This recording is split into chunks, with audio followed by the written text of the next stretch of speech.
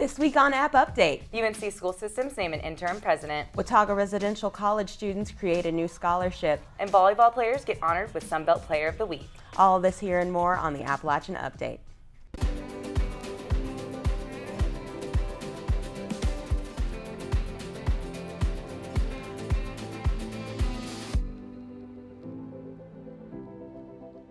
Thanks for joining us today on the Appalachian Update, your weekly rundown of what's going on around campus, provided by your student-run newspaper, The Appalachian. I'm Annie Jones. And I'm Faith Hatton. Margaret Spelling's former president of UNC School Systems announced that she would step down on October 26th. Bill Roper will be replacing Spellings and taking over on January 1st. As Vice Chancellor for Medical Affairs and Dean for the School of Medicine at UNC Chapel Hill and CEO of the UNC Healthcare System, Roper is ready to take on this new challenge. Two Watauga Residential College students created a $500 scholarship for future sophomores. Sophomores Aurelia Klink and Catherine Webb were inspired to create the scholarship and sought out alumni donations at the Watauga Residential College's 45th anniversary celebration last year. Klink said that the Watauga Residential College Student Scholarship will begin by giving $500 to a current freshman Wataugan who is engaged in the community, has good academic standing, and wants to contribute to Watauga in the future. Current sophomores and juniors will be involved in the selection process. And of course, November 6th marks the end of midterm elections right here in North Carolina and all over the country. The biggest race was U.S. House Representatives District 5 seat between current incumbent Virginia Fox, who maintained her seat, against newcomer Dee Dee Adams. Also for U.S. House Representatives District 93, former incumbent Jonathan Jordan was actually beat out by an Appalachian State professor, Ray Russell. Ray from Ray's Weather? Yep, that's right. Everyone in Boone uses Ray's Weather. Any other news outlet can say whatever they want, but if it's not on Ray's Weather, it's not going to happen. We actually have a clip that Ray took a few moments after his victory to talk to us personally here at App TV during the live election coverage. Guys, I'm here with Ray Russell, who just won his campaign. Mr. Russell, how are you feeling? It is exciting. I've been at this for 2 years. It's my first ever run for office. And I'm so indebted to 50 people, 100 people out there who knocked doors, made phone calls, and been all about making this campaign go. So it was a huge effort from a ton of people, and it's really rewarding. I mean, the thing that I'm most excited about, I think, is the fact that the voters of the district rejected the negativism of all that was coming from the side and really focused on moving our state forward, moving our county forward, and addressing the issues that really affect people of this district. Our campaign knocked on 6,000 doors in the process of this. I knocked on probably 800, somewhere around 800. And it is life-changing to just knock on doors and ask people what matters to them. And we've done that. The voters responded, and now we're ready to go to Raleigh and really represent this district. What would you like to say to Jonathan Jordan? Jonathan Jordan served here for 8 years, and we congratulate him for his service and thank him for his service. And he's a worthy opponent, and we're just fortunate to have won this thing through a ton of hard work. What are your plans now that you have won your campaign? Well, I don't know what life is like as a legislator. It's new. I have been there a lot.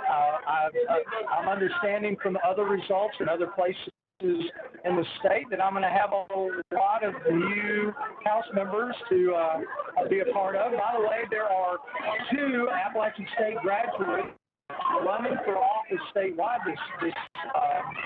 this year. Erica McAdoo is running for the House in Alamance County. I haven't heard about her race.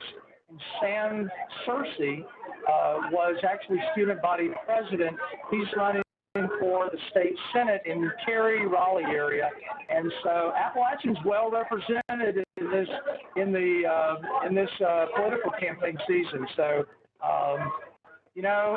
We're gonna tomorrow go back to work here and do my job as a professor, and we'll see where we go from there. And my reward for this is getting to take a unpaid leave of absence from Appalachian State, get up for my salary as a professor, all that to take a job that pays $13,951 a year. Not that anybody's counting, but I'm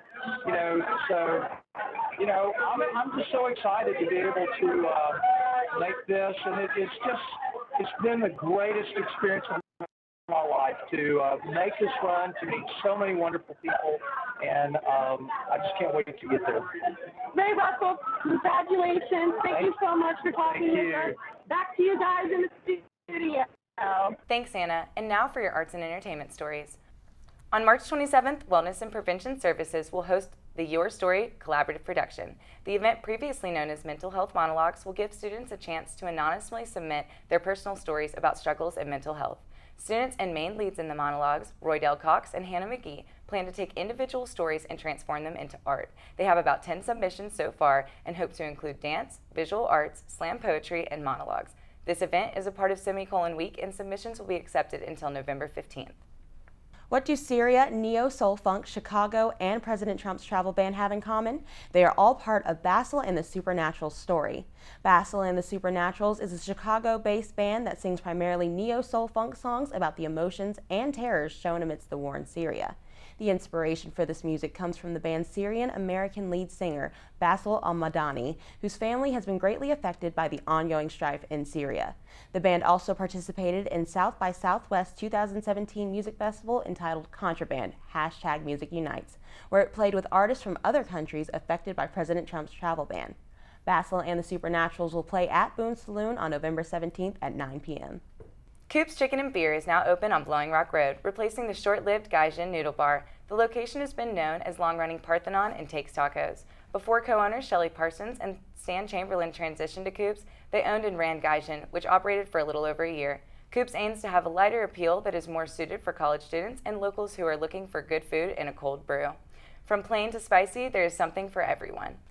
I loved the Noodle Bar. Have you ever been there? I went, and it was very interesting to combine Japanese food with country food. That was a very brave thing to do, but honestly, a lot's been there in the past couple of years. Very true. It's crazy how things are not, sticking in place at that place. Yeah. Honestly, all we can do is hope for the best. We wish the new owners the best of luck. And now for sports, here's Susanna Cornegie. Susanna, what's going on? The 2018-2019 NCAA wrestling season is underway here at App State, and 4 wrestlers have been ranked in the top 25 of their respective weight class. Randall Diabe is the highest-ranked Mountaineer at number 17 in the 197-pound division. Sophomores Alan Clothier and Cody Russell and junior Kerry Miller are among the top 25 as well. All Sunbelt teams have been released for both men and women's soccer, and multiple Mountaineers have been selected. Women's senior midfielder Kat Greer was named first-team All Sunbelt. This is the first honor for the team since 2016 and third all-time. 7 players were honored for the men, including seniors goaltender Jake Chastain and defender Felix Coleman-Thaler, who were named first-team All-Sunbelt. 2 volleyball players were named All-Sunbelt Players of the Week for their play last weekend against Georgia State and Georgia Southern. Senior Becky Porter was named Setter of the Week for the 3rd all-time this season, and sophomore middle blocker Kara Spicer was named Offensive Player of the Week. Porter has 81 assists over the last 2 matches, while Spicer had 26 kills and 4 service aces. And now let's take a look at the week ahead. Join Acapella-Geddon in the Schaefer Center for its 11th anniversary this Saturday, November 10th from 7 to 8 p.m. From Ear Candy to Strong Ties, App State's acapella groups are all assembling. Tickets are $6 online. That same night, Sexuality and Ginger Alliance is hosting their fall 2018 Pro Drag Show at Legends. From 7:30 to 11 p.m., you can see the 7 performers for an admission price of $10. The event is 18+. Clubfest Trivia is this upcoming Tuesday, November 13th from 6:30 to 8:30 p.m. at Whitewater Lounge in the Student Union. Points are offered for the chance to earn your club prizes. That's all we have for you this week. For more news and to read full stories, visit us online at theappalachianonline.com or pick up our newspaper every Thursday. Thanks again for joining us on the Appalachian Update. Until next time, I'm Annie Jones. I'm Faith Hatton. And I'm Susanna Cornegie, and we'll see you next week.